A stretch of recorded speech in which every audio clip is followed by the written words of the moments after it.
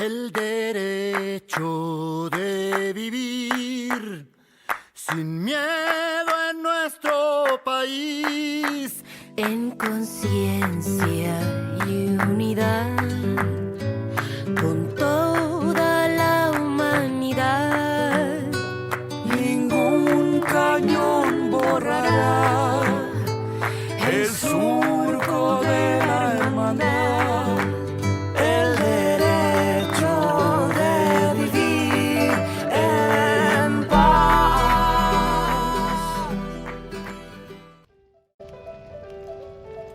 Para entender a Latinoamérica debemos comprender, por un lado, su diversidad y por otro lado, sus complejidades particulares.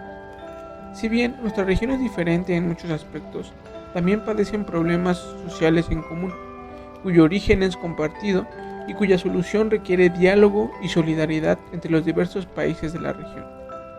La enseñanza de las ciencias sociales debe centrar su desarrollo en los problemas estructurales que se padecen en la actualidad, pero que tienen su origen en la historia. Sobre esto van las propuestas presentadas a continuación, tomando en cuenta las particularidades de cada país. México. Grupos vulnerables dentro del progreso. El caso de Querétaro. La colonización en México es visible en la configuración social promovida por el Estado y por la sociedad misma. Para el caso de Querétaro, al ser parte de la región más industrializada del país, presenta una prosperidad que niega las condiciones adversas de muchos sectores de la sociedad. Los poderes fácticos siguen legitimando las estructuras de poder y de jerarquización social, reproduciendo elementos heredados de la colonia como la desigualdad, el racismo, el clasismo y la xenofobia. El Estado oprime a los sectores vulnerables, quienes ejercen su legítimo derecho a la protesta y a la movilización social. Las mujeres e indígenas han tomado relevancia en la actualidad debido a las detenciones arbitrarias y criminalización de sus movimientos que han padecido recientemente. ¿Cómo entender esta situación a través de la colonialidad? ¿Cuáles son las acciones sociales que han legitimado la posición vulnerable de estos sectores? ¿Cómo visibilizar y combatir los mecanismos utilizados en la actualidad para violentar a tales grupos sociales? Una manera de hacerlo es problematizar el papel de la educación.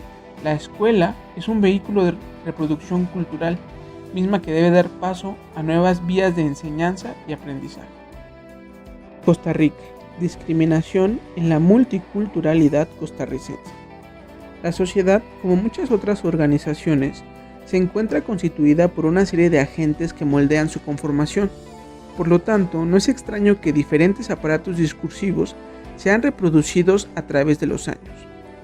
En la actualidad, las ideas coloniales se han visto perpetuadas por una serie de mecanismos que invisibilizan la diversidad interculturalidad de diversos grupos sociales. La homogeneización de la población excluye e interioriza patrones que promueven el racismo, uno que discrimina a las naciones originarias y a los afrodescendientes. Una clara ejemplificación de ello se encuentra en los constantes problemas de sedulación que poseen los indígenas, los discursos de blanquitud que se mantienen en el territorio y constante abandono por parte del aparato estatal a las provincias periféricas en el país. En este contexto, la educación se presenta a sí misma como una alternativa para transformar, por medio de la vinculación de las personas, estudiantes con la comunidad, pues esta busca rescatar los saberes, sentires y costumbres. Argentina. La colonización en Gualmapu llegó de la mano de las nacientes estados-nación modernos. El proceso de colonialismo al sur de Argentina cuenta con la particularidad de haber sido ejecutado por su ejército. Los mapuches, a diferencia de las naciones originarias colonizadas por España, gozaron de autonomía política, territorial, económica, cultural, lingüística y religiosa hasta la irrupción de las campañas militares propiciadas por los estados chileno y argentino, denominadas Pacificación de la Araucanía y Campaña del Desierto. ¿Qué pasó con los sobrevivientes? ¿Cómo fueron integrados esos otros culturales a los nuevos estados nacionales? ¿Fue la escuela una institución de integración y preservación de su idioma y conocimientos? ¿Cuáles son los conflictos sociales actuales que devienen de este proceso? Neuquén y Río Negro, finalizadas las campañas de conquista, quedaron bajo el dominio directo del Ejecutivo Nacional hasta 1955.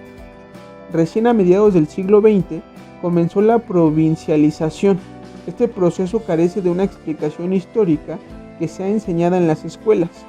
Por lo tanto, existe una gran dificultad a la hora de dar cuenta sobre la adquisición tardía de los derechos de ciudadanía, al igual que el destino de sus pobladores preexistentes o del pueblo preexistente antes de la instalación del Estado.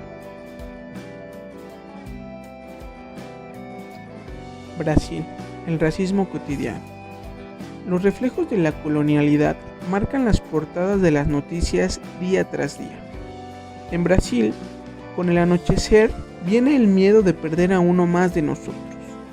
Negros, indígenas, mujeres, miembros de la comunidad LGBT y otros grupos sociales luchan contra la invisibilidad y la muerte. En 2018, el 75.7% de las víctimas de homicidio en un país con una tasa de homicidio de 37.8 por cada 100.000 habitantes eran negros. Aquí la gente muere por la complexión de su piel, por su género y por ser nativos. Reclamar la historia es rediseñar lo que es nuestro por derecho.